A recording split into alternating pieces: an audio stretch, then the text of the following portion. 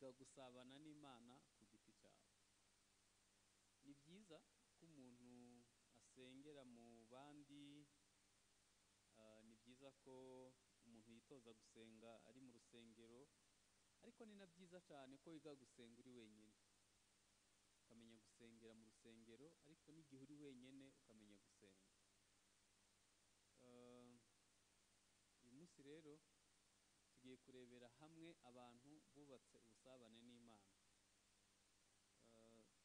Ni benshi, nahisemwo bake muri benshi bubatse ubusabane n'Imana.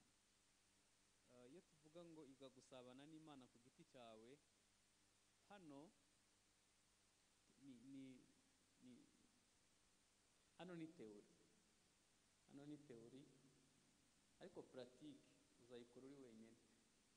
Ahantu uzageragerezwa, pastor ntazaba hari, korale ntizaba ihari, umuyobozi w'amasengesho azaba adahari, uzaba ari wewe na Yesu muri babiri. Hanyuma ibyo wigiye hano niwiga kubihuza n'ubuzima, bizakurengera ugeze mu kibazo, mu ikorose ahantu hagoye. Niyo mpamvu ukwiye kwitoza gusenga uri wenyine, kubera ko hari igihe uzashaka no gufasha gusenga ukamubura, kandi abantu bagukunda ariko ukabashaka ukababura, kubera ko birashoboka ko n'Imana yabyemera kugira ngo dutozwe kwiga gusabana n'Imana turi babiri. Icyanditswe turi gusoma kubaje uyu munsi kiri muri Luka 21 umurongo wa 37. Luka 21:37 haravuga ngo iminsi yose yirirwaga mu rusengero yigisha, ariko bwakwira agasohoka akarara ku musozi witwa Erayoni. Hanyuma Yohana 6:15, Yohana ibice 6:15 haravuga ngo Yesu amenye yuko bagiye kuza kumufata ngo bamwimike, arabiyufura asubira ku musozi wenyine. Dusubira ku cyanditswe cyo haruguru.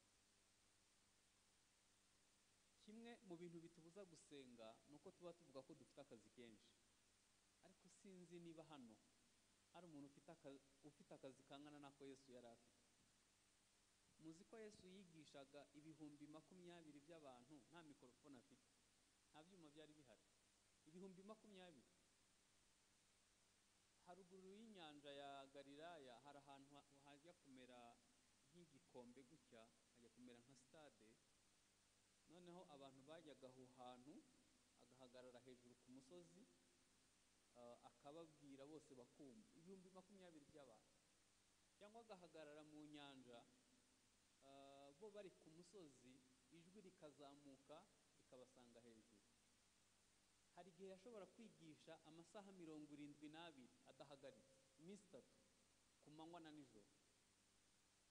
Muri mwe hari umuntu yaba afite akazi kenshi kangana gutyo, ku buryo wavuga ko ufite impamvu yo kudasabana n'Imana? Nubwo byari bimeze gutyo, yirirwa yigisha akarara ku musozi witwa Erayoni. Ikindi nababwira, iyo hakonje aba munsi ya 0 nijoro, iyo hashushe harenza dogere 40, kandi nta munsi n'umwe yasibye gusenga. Iyo urebye amabuye yararayubitsemo inda, gusenga byari ngombwa. Yasenga kubera impamvu ebyiri nyinshi, reka mvuge mwe ebyiri. Iya mbere, yajyaga gutanga raporo ku Mana kugira ngo bamurebere niba yakoze ubushake bw'Imana. Hari igihe tuvunika dukora ibitari ngombwa, ukavunika ariko ibyo wakoze mu by'ukuri bitari mu bushake bw'Imana. Icya kabiri, yajyaga gusaba imbaraga azakoresha bukeye. None kuri wowe twacometseho abana n'akazi, ibikuvoma imbaraga ni byinshi. None se niba usohora udafite aho winjiriza, bizagenda bite? Ibi ngenda bikeneye, nawe urabikeneye. Muzi iyo imbaraga zigushiranye uhita utangira gutanga ibiri mu bwenge, cyangwa se ibiri muri kamere yawe, cyangwa se ibyo wakuye ahandi. Kandi ibyo nkubwiye nta muntu n'umwe byakiza. Nuburera abana cyangwa se utanga service, ukwiye kwibaza ngo ibi bintu ndi gukora byubahirije ibice bitatu: umwuka, ubugingo n'umubiri. abadamu bari hano, haleluya. Icyayi isukiye umugabo kuko uri umugore we gikora mu gifu. Icyayi giherekejwe na bya bice bitatu gihindura umutima. Nimureba aba bantu hano batwicaza, ashobora kukwakira ntanakwicaza imbere, ariko aho akwicaje bitewe n'uburyo yakwakiriye ukumva bivuye ku mutima w'Imana, yakweretse urukundo. Hari urusengero rumwe nagiyemo mbona bapotokora nka polisi, nta gusuhuje, nta gusekeye, ibibazo byose byo mu rugo akabigutura ari gucinjira. Kandi abahanga bavuga ko iyo winjiye hano mu rusengero mu minota 5 ya mbere uhita ufata icyemezo cyo kuzagaruka cyangwa utazigera ugaruka bitewe n'uburyo wakiriye. Yesu yirirwa ku musozi, yarara ku musozi gusenga kugira ngo ashake imbaraga azakoresha bukeye. Hajya ko bituvuma imbaraga ari byinshi, wowe ukoresha uzikura niba ubwenge gusa utabasha gukiza umutima w'umuntu. Hanyuma Bibiliya yatubwiye ngo byagera igihe akiyufura abantu akabareka bakagenda, akiherera ari wenyine. Imana ikunda ubusabane, turi kwiga gusabana n'Imana umuntu wese ku giti cye. Bibiliya ivuga kuva kera umunezero w'Imana kwari ukubana n'abantu. Igihe Yesu yavuka bamwise Emmanuel. Emmanuel ni Imana mu bantu. Matayo 1:23 ni Imana mu bantu. Igihe Yesu yavuka abamarayika bararirimbye baravuga ngo mu ijuru icubahiro kibi cy'Imana, mu isi amahoro abe mubo bishimye. Igihe Yesu yigisha abigishwa gusenga yarababwiye ngo nimusenga mujye muvuga ngo ibyo ushaka bibe mu isi nk'uko biba muri make. Umugambi w'Imana ni uko gahunda y'ijuru kwiteye, ariko bikwiye kuba na hano. Ariko ubanza bidasi byinaha ni bibi gusa, byinaha biranduye bisa nabi, hari ibintu bitari mu ijuru bitabayo. Ariko umugambi w'Imana ni uko ijuru rifatana n'isi. Mwari muzi ko ibyo mvuze ku barokore bakijijwe neza bubatse ubusabane ariko bimeze, kuko Pawulo yaravuze ngo ubugingo bwacu buhishanywe na Kristo mu Mana. Birasa nkaho tubinaha ariko tuba mu ijuru mu bundi buryo. Haleluya. Ubanza byatugora kumva, ariko twemere basi ko ibyo tutazi bibaho. Twemere ko ibyo tutazi bibaho. Nabanye n'abantu bafite ubutware muri bo, bafite imbaraga z'ubumana muri bo. Ategeka umusozi, iyo ndavuga isi y'umwuka, atanga itegeko abadayimoni bagahunga, hakaba impinduka ubireba, kubera ko muri we agendana ubutware bw'ijuru. Amen.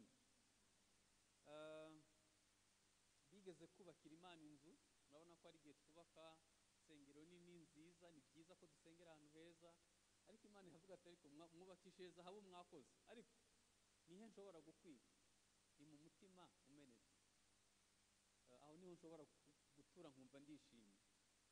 Nagira ngo mbabwire ko umunezero w'Imana ni ukuba mu bantu. Hanyuma tugiye kurebera hamwe abantu bubatse ubusabane n'Imana, babanye n'Imana mu buryo bufadika, Bibiliya ihamya. Uwa mbere ni Abeli.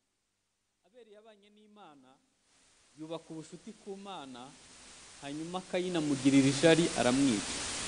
Hano nagira ngo nkurikire neza, niba ubaka ubusabane n'Imana isi izakwanga. Yesu yaravuze ngo isi nibanga nta gitangaza kirimo, nanjye yaranyanze. Kandi umugaragu ntaruta shewe.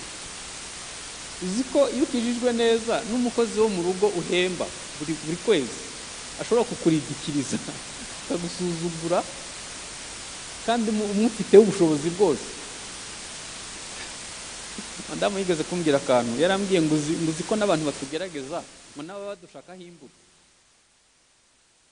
Ntiwemerewe kwifata nabi. Akavuga ati bahita bavuga ngo ngo ngo barakora namwe bene ibyo murabivuga, ukagira ngo wowe ntufite uburenganzira bwo kubabara no kurakara kubera utegetswe kwera imbuto. Abeli yabaye inshuti n'Imana, Kayini yamugirira ishyari aramwica. Undi muntu yubatse ubusabane n'Imana ni Enoki, twamuvuzeho ejo. Enoki agendanye n'Imana imyaka 300.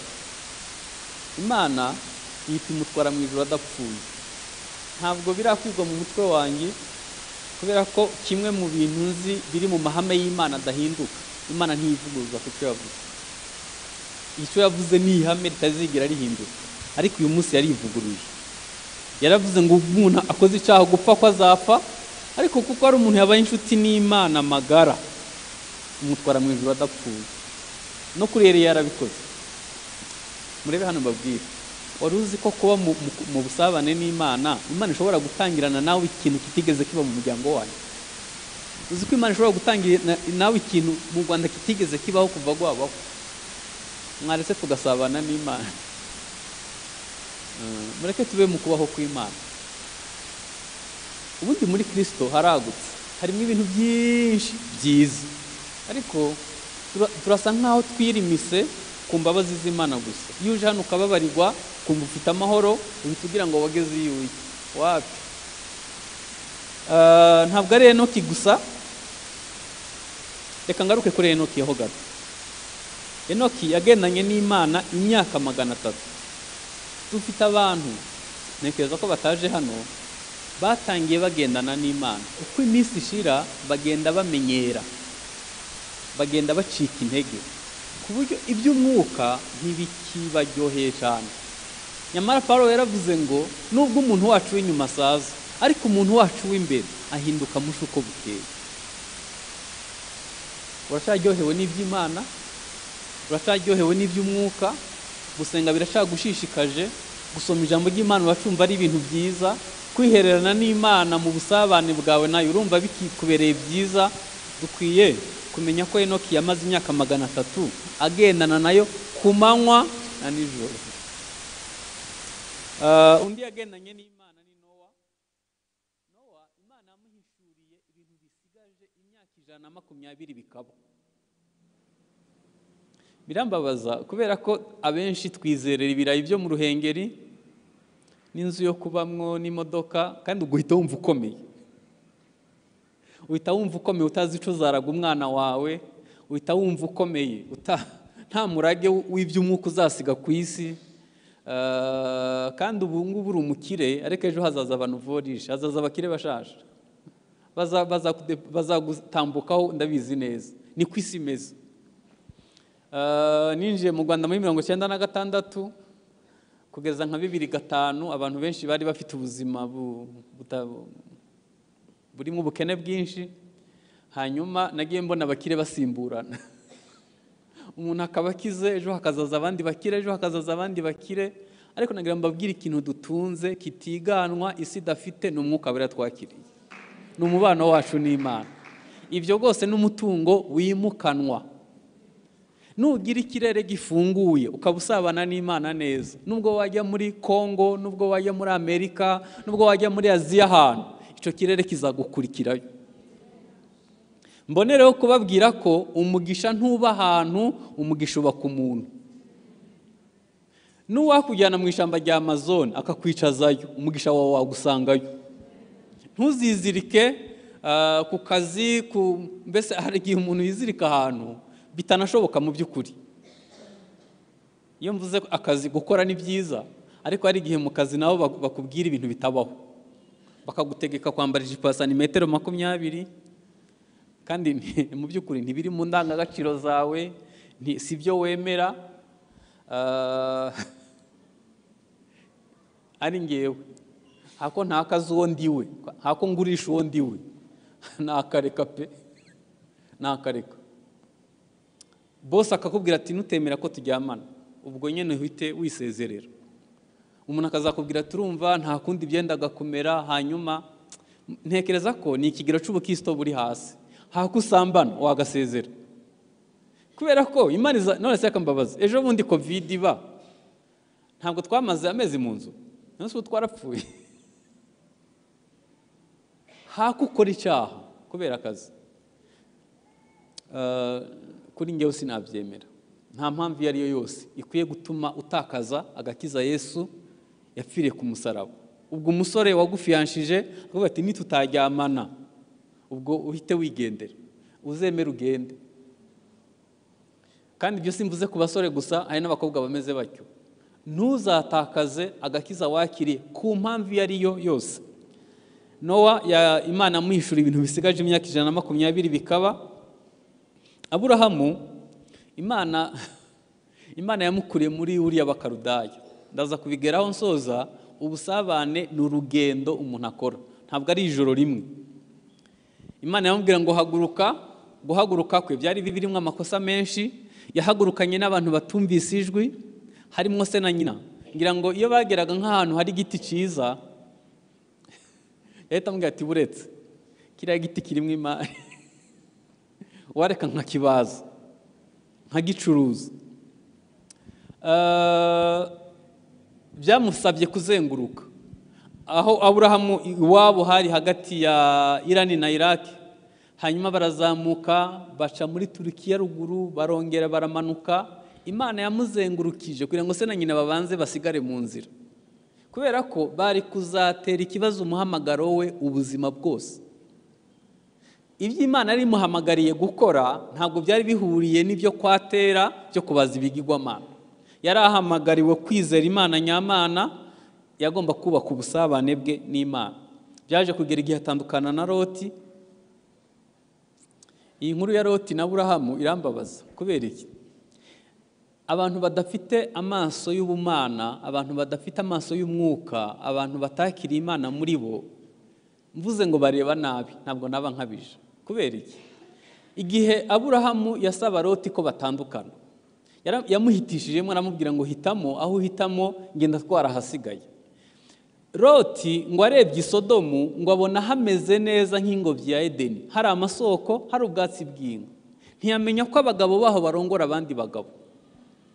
Aburahamu we ngo ahitamo kuzamuka mu misozi, ahantu mu butayu hatagira ikintu. Bibiliya ivuga kuri Loti, iravuga ngo iminsi yose yamaze i Sodomu, nubwo hari amazi, nubwo hari ibiryo, nubwo hari ubwatsi, ngo yayimaze aniha. Byose bihari ariko aniha. Ibintu bitavuye mu kubaho kw'Imana no mu busabane n'Imana uzabijyana amarira, kubera ko umutima wo uhora ukubwira ngo ntibyuzuye.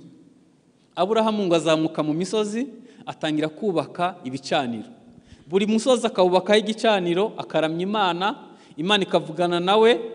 Agitandukana na Loti, Imana yahise imubwira ngo ndi Imana yakwiyerekeye higiriye, nagira ngo nongere ngusezeranire nzaguha umugisha. Imana ishobora gutangira umugisha no mu butayu. Isezerano ni ikintu cy'ingenzi.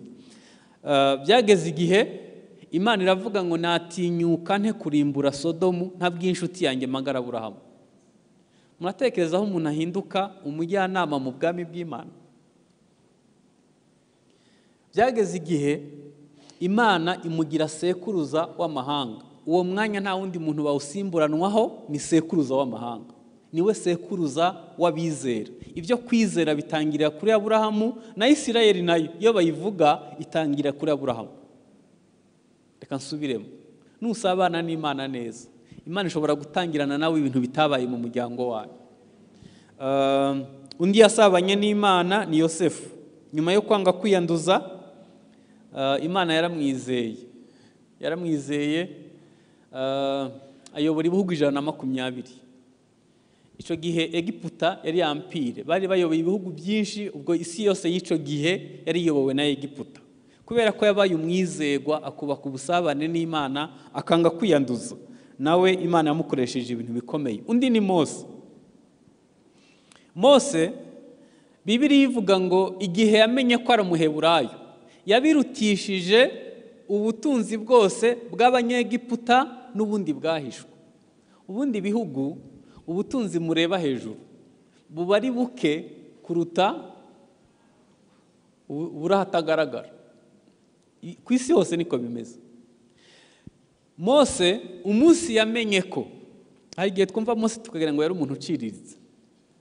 Muri iyo ampire yari imeze icyo, yize amashuri meza yose y'icyo gihe, yari umusirikare mukuru, bamutegura kuzaba farawo w'ubutaha. Uwo muntu aroroje, umuntu yitegura gutwara Amerika y'ubu bwaroroheje.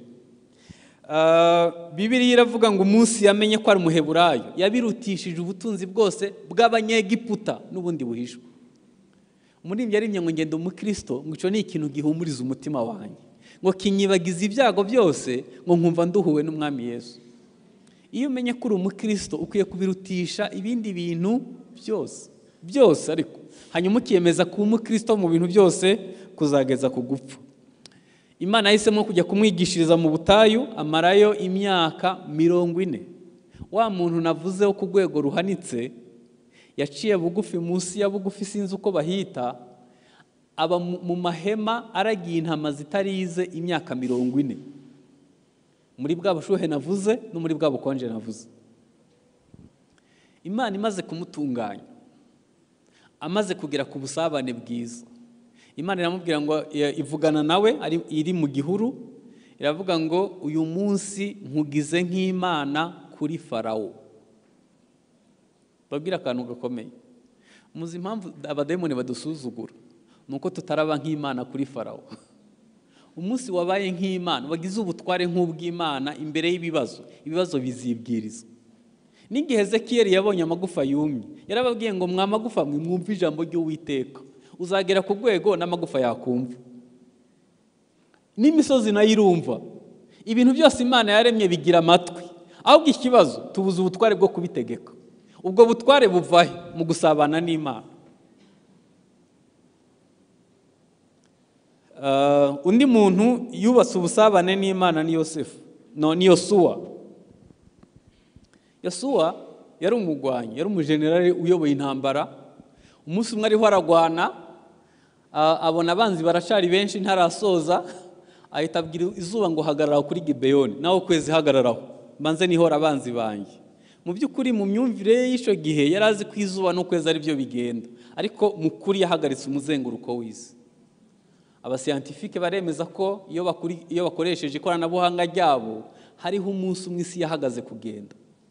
Ubu mu muryango wanyu nta bintu ukwiye guhagarika, aho utuye nta bintu wahagarika bigakunda. Nusabana n'Imana uzagira ubwo butware. Ubu ntabwo duhagarika izuba n'ukwezi, ariko hari ibindi bitubangamiye. Ibyo bintu bizimuka gusa ariko twasabanye n'Imana. Iyo misozi izakugwaho ariko twasabanye n'Imana. Undi muntu yasabanye n'Imana Bibiliya ivuga ni Eliya. Eliya yabaye inshuti y'Imana, yabaga ku musozi wa Karumeli, umusozi uri hejuru y'ikibaya ca Megido, n'ahantu mu ishamba kugera uyu munsi. Aho hantu yabaga asenga asabana n'Imana.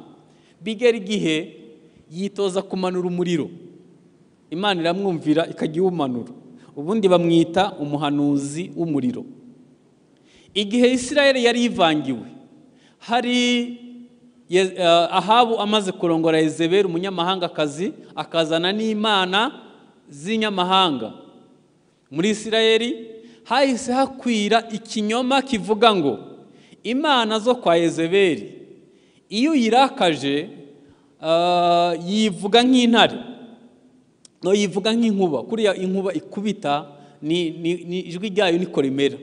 Hanyuma ni imana igusha imvura hakaba umweru.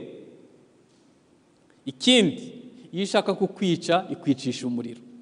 Rero arabyumva, yibera ku musozi ari kwitoza kumanura umuriro. Umunsi umwe aravuga ati murabizi, kugira ngo nca agasuzuguro ngiye guhagarika imvura n'ikime, kugira ngo bamenye ko Imana bizeye bababeshe zidatanga imvura. Reka nkubwire akantu, impamvu mubona abapagani bigira nabi nuko duhari. Umunsi itorero ryavuye mu isi rizajyana n'amahoro n'ibyishimo no kugwa neza. Ibintu bizaba mu isi itorero ryagiye twese ntitubizi. Iyo itorero ryasenze tugasaba Imana amahoro, n'abapagani bayabonaho. Iyo itorero riri mu isi umwuka wera gikorera mu isi, n'abapagani baprofita kugira ibyishimo. ariko umunsi itorero ryavuye mu isi rizajyana n'amahoro n'ubugwaneza n'ibindi byose. Ibi bombe atomike babitse byose bazabitera. Bibiliya iravuga ngo ni igihe cyo guhora inzigo.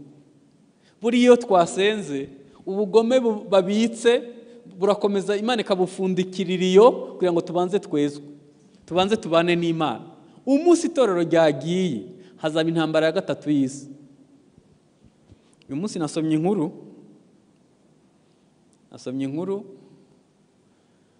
babereye umunyakuri yanteye ubwoba.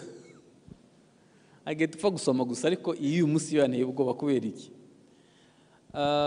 Minisitiri w'intebe w'Ubwongereza ari haranegosya ukuntu Palestine yaba igihugu cigenga. Hanyuma minisitiri w'intebe wa Israel yarabyanze, amaze iminsi abyanga nyine ko bidashoboka ko Palestine yaba igihugu cigenga. Ntabwo nshaka kubinjiza muri politiki, ariko icyo nashaka kuvuga ni iki: mwibuke ko hari agace kari kubatseho urusengero rwa Salomo. Palestine nikishaka na Israel nabo nikishaka. Ubwo icyo bivuze murabyumva? Ntibashobora kurekura bombi. Hanyuma UN nivuga ko Palestine yigenga, ubwo baratwara n'urusengero rwo kwa Salomo. Hanyuma isi yose ko ari hireba, twese ko ariho duhanze amaso. Reka mbabwire ikintu kiri ukuri: Yesu ari hafi kuza kuruta uko mubitekereza. Izo mpaka zose zizakemurwa nuko Yesu aje. Mbabwize ukuri, imishinga yanyu ntizabuza Yesu kugaruka. Bya bintu byose turangariyemo, isi irakora ku manywa na nijoro, ibimenyetso byose biri ubanza kiriya arico cyari cyanyuma. Yesu ari hafi kuza. Eliya yarahari mu gihe byari bimeze bityo. Aravuga ati reka mfunge, nangiye kuvuga ngo amazi n'umuriro. Funga imvura n'ikime hanyuma turebe. Hanyuma imvura ntiyaguye mu myaka yose yamaze ari ku mupfakazi. Umunsi yagarutse yiyeretse Ahabu azana abahanuzi b'Abari n'Abashera 850 bazazamuka kuri Karumeli. Avuga ati nimwe benshi nimutangire mwubake igicaniro, Imana iri busubirisha umuriro, iraba ari Imana nyamana. Yashaka kuvuguruza ikinyoma kivuga ko Imana zo kwa Yezebeli nazo zimanura umuriro. Erega impamvu hari ibitangaza bya fake, ibintu ba faking, ibintu bigana, nuko umwuka wera adahari. Umunsi ububyutse bwaje, ibi bintu byose birirwa bahimba bizabura agaciro. Imana ihagurukije inkoni ya Mose, inzoka zose bari bakoze yarazimize, Imana ihabwa icubahiro. Hari ibintu bizaca bugufi ububyutse nibuza. Ubu ngubu babe bigira utwo bashaka ntaco bitwaye, ariko ndabizi ko icyo Imana yasezeranije kizaba. Nihutishije inkuru ya Eliya, igihe umuriro wamanuka, Bibiliya iravuga ngo uhereye ku mwami Ahabu n'abahanuzi b'Abari bose bamanutse hasi ngo barunama, bararamya, baravuga ngo Imana ya Eliya niyo Mana. Hari Imana izakora ibintu bitiganwa, ibintu batahimba ngo byemere. Undi muntu yubatse ubusabane ni Dawidi. Dawidi yabanye n'Imana. Hari kimwe nshaka kuvuga. Umunsi umwe yicaye mu nzu y'imyerezi. Mwari muzi ko mu myaka 3,000 ishize Dawidi yari afite inzu irimo siège, toilette yo mu nzu.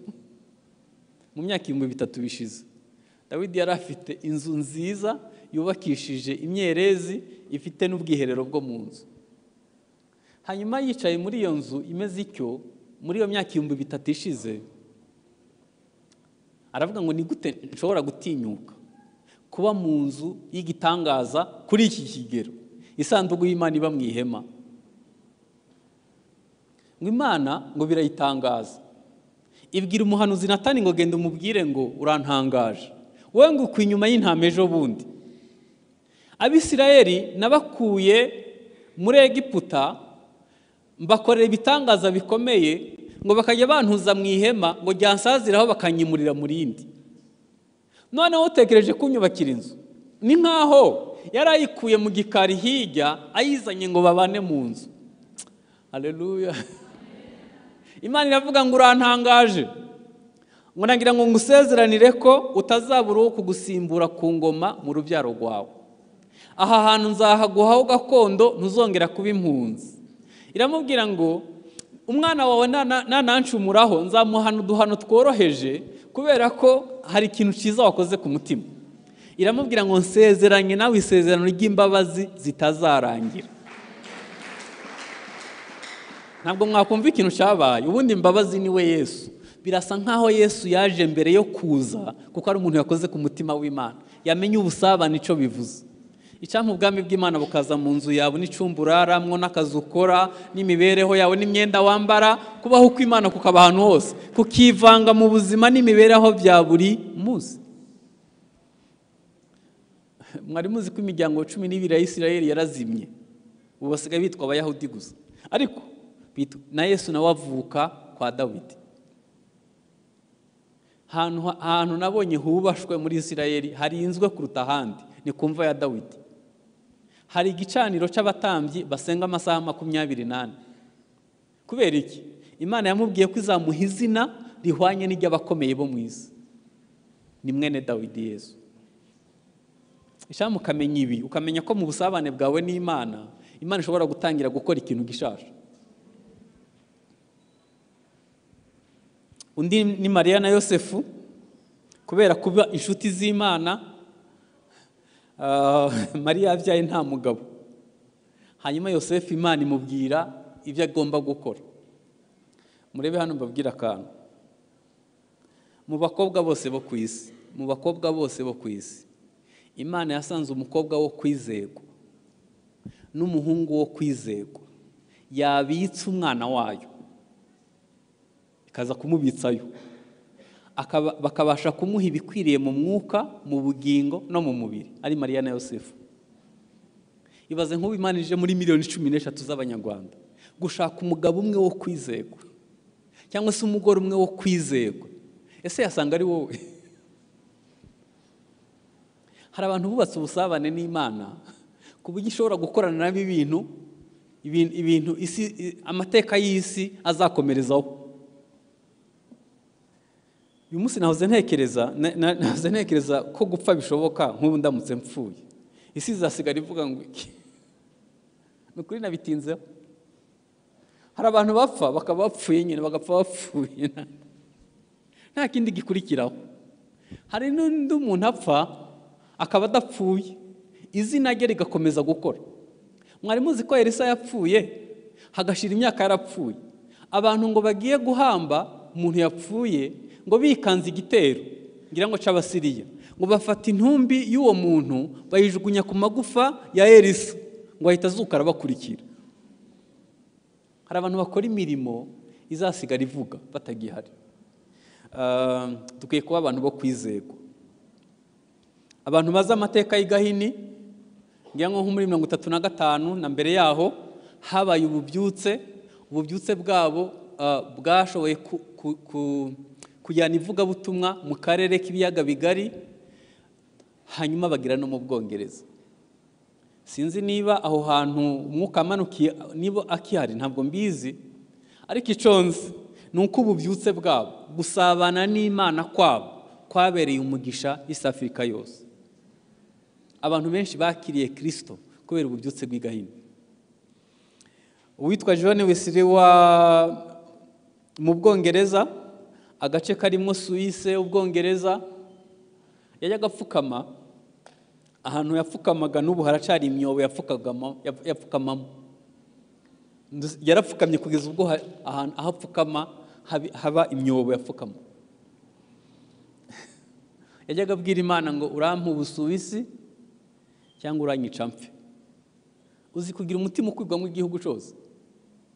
Umwamikazi w'Ubwongereza yaravuze ngo ntatinya ingabo zikomeye z'Abafaransa, atinya amasengesho ya John Wesley. Suisse mu ntambara ya kabiri y'isi nta bombe yahaguye. Isi yarahizeye kuko ari umuntu yasenze, amafaranga yose y'isi ni habitse, niho ari Banki Mondiale. Mubona abanyamasengesho binaha. Yurebye abanyamasengesho binaha, niki tuzasiga? Naye amateka tuzasiga twandikishije. hano haheruka kuba inama yitwa cogamo, ntimuzi ko yabaye. Naricaye ndatekereza ndibaza ziriya mbaraga bazikurahe. Ubundi Ubwongereza ni empire, ntabwo ari igihugu kimwe, bafite ibihugu birenze 11, harimo Canada, harimo ibihugu byinshi, badafite perezida, bafite premier ministre, bagitwagwa mu Bwongereza. Ibihugu bivuga icyongereza birenze 50 ntekeza ko birenga ibyo. Naje gushakisha ibanga ryabiteye. Mu Bwongereza habaye ububyutse, hari akazu gafite utwumba tubiri, buri kumba kasengeramo umuntu umwe isaha imwe, hakinjiramo umugabo cyangwa umusore n'umukobwa cyangwa umudamu n'umwe. Basenga amasaha 28, icyo gicaniro cyamaze imyaka 150 hatabuzemo umuntu muri iyo myaka 150. Imana ibaha kwaguka no kugaba amashami ku isi hose. Hajya twe tuzasiga dukoze iki gicaniro cyacu mukurikije uko kimeze, uko mukireba uko mubona kizagera nkahe? Mubona nka Somalia twahinjira bigakunda mukurikije imbaraga ziri hano? Somalia twahindura bigakunda? Sudani twagiye bikemera? Imana iduha amahoro n'umugisha. Billy Graham yagiye ahantu uyu John Wesley yasengeraga muri tourisme, abona aho hantu yapfukama, ahita apfukamamo. Abandi bajya gusura hirya, bageze ku modoka baramubura. Yarapfukamye abwira Imana ngo Mana, n'ubu biracashoboka, ngewe ndakwemereye kuzakorana nawe. Hanyuma bageze ku modoka baramubura, bagaruka bashakisha, basanga apfukamye hahandi wa muntu w'Imana yapfukama. Billy Graham ni umwe mu bantu babwirije isi yose mu kinyejana gishize, ni umwe mu bantu bahagarariye ububyutse. Nagira ngo mbwire abantu twahuriye hano, n'ubu biracashoboka. Ngewe hari ijambo nkunda gusubiramo, abankurikira bararizi. Imana izambabarire mbere y'uko mfa, Imana ibinyereke, ni ukuri zabinsezereye neza. Nta bintu byahatari ngewe nyisaba wapi. Ibijyanye n'ibifatika izabimpe cyangwa ibirorere ntaco mpfa nabyo. Nibimpa nzayishimira, itabimpaye ndanyuzwe, yampaye agakiza yarakoze. Ikintu numva ashaka kuzabona nukuzongera kubona igitinyiro cy'Imana mu itorero, nukuzongera kubona abantu bubaha Imana, nukuzongera kubona abadayimoni bava mu bantu, abantu babohoka. Kuko Satani ari gutwaza abantu igitugu, bafite byose ariko bakoreshwa uburetwa na Satani. Icyampa Imana ikazabyereka amaso yanjye, kandi amaherezo nzabibona.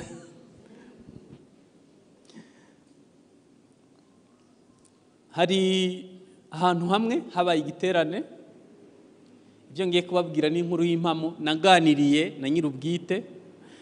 Hanyuma mu giterane, bari mu giterane kirimo abantu nk'ibihumbi 40, cyari cyabereye ahantu hafi y'ishyamba rinini. Bagiye kubona babona intare ivuye mu ishyamba ije mu giterane. Abantu baratatana bavuza induru, ubwo nyine bari bakiriye urupfu.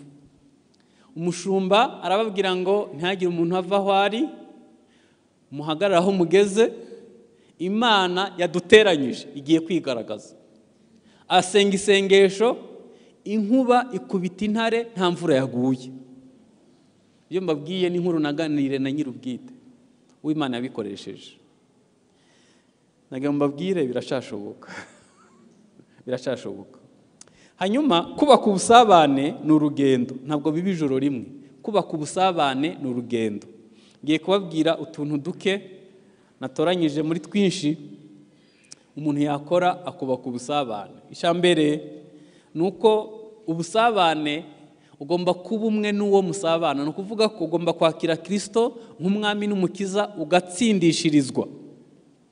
Hari abantu bari hano yenda bataragira ayo mahirwe, ntabwo twakubwira kubaka ubusabane n'utarakubyara, ntabwo byashoboka. Bitangira kuri data wo mu ijuru, agomba kukubyara akakubera so. Hanyuma icya kabiri, mu kubaka ubusabane dukwiye kuhinduka ku ngeso. uko uhinduka ku ngeso, uko upfa ku ngeso usa na Kristo, niko ugenda wegera hafi y'Imana. Uzi ko bigera igihe umuntu akirata ingeso akavuga ngo njye nguku niko nteye muzamfata uko, kandi uteye nabi. Uko uteye bigora abandi. Ibyo bintu ntabwo byakwegereza Kristo mu by'ukuri. N'abantu bituma baguhunga, ntibakwiyumvamo. Ukwiye guhinduka ku ngeso. Icya gatatu, biragoye gusabana n'Imana ufite umutima ukomeretse. Biragoye. Iyo ufite umutima ukomeretse, Imana uyirebera mu ndorerwamo z'ibikomere ufite. Imana uyirebera mu ndorerwamo z'ibikomere ufite. Hari umuntu ukubwira ati ariko Imana yaba yankunda gute itansubiza. Ariko ibyo itaragusubiza ntabwo bihindura urukundo rw'Imana. Ikindi kitugora mu busabane n'Imana ni uko imivumo yo mu bisekuru iradukurura. Ugahora urwana n'ibintu biva hakurya hirya mu gisekuru. Ushobora kuvuka mu muryango urimo abibone, urimo abantu bangana, urimo abantu basambana, urimo abantu bikunda. Ibyo bintu byose bikajya bigukurura, kandi uri mu nzu y'Imana bigukururira inyuma ya Kristo. Ukwiye kubicika ukubaka ubusabane. Ikindi kizagufasha ni uguhuza ubuzima n'ijambo ry'Imana.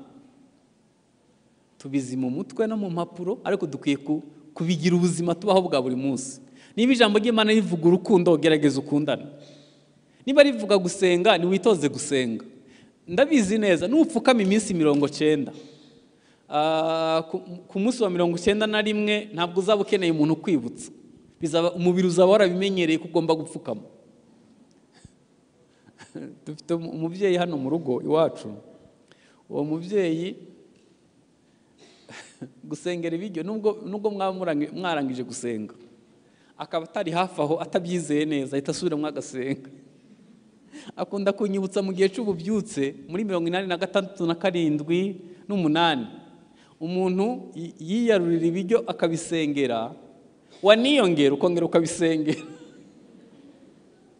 Umuntu yararyama agakanguka nka 2 gusenga nijoro, ariko ubu umuntu aryama saa 4 akabyuka saa 11 yiruka, nta no kuvuga ngo Umwami Yesu. None se ko Satani ko aba yatwiteguye, kuko twe tutamwitegura? Gute tudategura umunsi? Dukwiye kwiga guhuza ubuzima n'ijambo ry'Imana. Ikindi gituma wubaka ubusabane ni ukumenya uriwe, impano n'umuhamagaro. Iyo uzi ngo ndinde muri Kristo Yesu, ntabwo wavuga ibibonetse byose, ntiwakora ibibonetse byose, uza agaciro kawe, uzuriwe muri Kristo Yesu.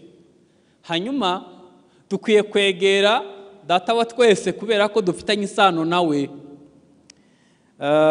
Ikindi ni uko ukwiye kugira umurimo ukorera Imana, ugasabana na nyir'umurimo. Hari abantu kubera ko abayeho nta kintu akorera Imana, nta n'ikintu kizamuhuza nayo inshuro nyinshi. Iyo ujya kwakira amabwiriza ya boss, ahantu henshi mu kazi bakunda gukora inama icyumweru gisoza cyangwa gitangira, bagategura icyumweru cyose. Iyo ukorera Imana wiga imbere inshuro nyinshi, kuko byibuze hari amabwiriza ugiye kwishakaho cyangwa se kumenyesha icyo ukwiriye gukora. Ikindi ni ukuzura Umwuka Wera n'imbuto zawo. Kambabwiza ukuri, dukwiye kugira inyota y'Umwuka Wera. Hari igihe nibaza buriya abantu badafite Umwuka Wera babaho bate? Hanyuma ikindi nababwira ni uko Umwuka Wera Imana yawutangiye ubuntu. Nta mafaranga, nta kiguzi. Twese tugiye kugira inyota y'Umwuka Wera. Mu gihe cyanjye nkizwa, abantu benshi bari bafite inyota y'Umwuka Wera, kandi mu rusengero nka 85% bose bari buzuye Umwuka Wera. Icyifuzo gikuru gihagarariye ibindi kwari ukuzura Umwuka Wera. Ntabwo nzibagirwa, mfite imyaka nka 12 ngira ngo, haje umuvugabutumwa ari harabwiriza mu misozi. Niko babigenzaga abakristo ba kera, bagenda kuvuna kubwiriza abandi. Hanyuma murebye mbona yananiwe pe. Mu gihe arimo kubwiriza abantu bo mu muryango wacu, mpita ngenda gushaka agatoke kari hafi aho, kari gato ndakibuka, ndakazana ndagateka vuba vuba. Hanyuma arangije kubwiriza ndamwakira, ufite imyaka 12, muha n'amazi, asengeye gutandukana, mpita ninjira mu kindi kirere, nuko nuzuye Umwuka Wera. Nari mfite inyota. numvaga ikintu cangira umuntu w'umukristo mwiza ari kuzura umwuka wera.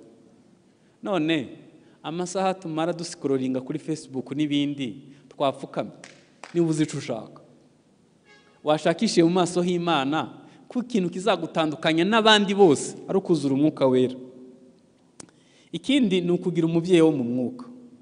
Kugira umubyeyi wo mu mwuka simvuze bya bindi byose basigaye babyita, oya, ni ukugira umuntu ugufata ukuboko. Uwo muntu ni umuntu w'umukristo, ni umuntu wera imbuto, ni umuntu ugufitiye umwanya, ni umuntu ugira ibanga, ni umuntu yagufata ukuboko mu rugendo rwo gukira, ni umuntu wasangiza amarangamutima yawe, kubera ko umubabaro usangiwe uragabanuka, ibyishimo bisangiwe biriyongera. Biragoye kuko ntawe tucizera. Uravuga ngo namukurahe, ninde mwizegwa nabona? Cyakora ndemeranywa nawe, abantu benshi baretse kwatura kuko abo baturiye barabivuze. Abantu benshi bagendana ibintu biremereye muri bo kuko babuze umuntu wo kwizerwa. Ariko nanone nagira ngo nguhumurize, Imana iracafite 7,000. Uramutse umusabye Imana yamuguha. Hanyuma mu busabane haba harimo kubaho kw'Imana.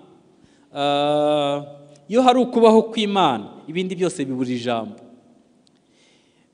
Impamvu tureba ibi bitugose ni ukubera ko habuze kubaho kw'Imana. Nagamba mbabwiza ukuri ntabwo byabangikanwa. Impamvu mubona biri kuzamuka byihuse nuko kubaho kw'Imana kwabuze. Iyo babwire gute, muribuka mu byahishuwe Imana ibwira itorero ikavuga ngo wakoze byose neza ariko mfite ico nkugaya, waretse urukundo rwa mbere. Nzaza nkuri igitereko citabaza ahantu hacu. Iyo itara rizimye umwijima uraza, biri automatique. Nihabura kubaho kw'Imana, nitubura ubusabane n'Imana, ubutinganyi buzazamuka, ubusinzi buzazamuka, abiyahura bizazamuka, kubera ko nta kubaho kw'Imana kuhari. Kubaho kw'Imana ni kuza, itara rikaba riri ku gitereko cyayo, umwijima uzahunga. Reka twunamisha amaso dusenge.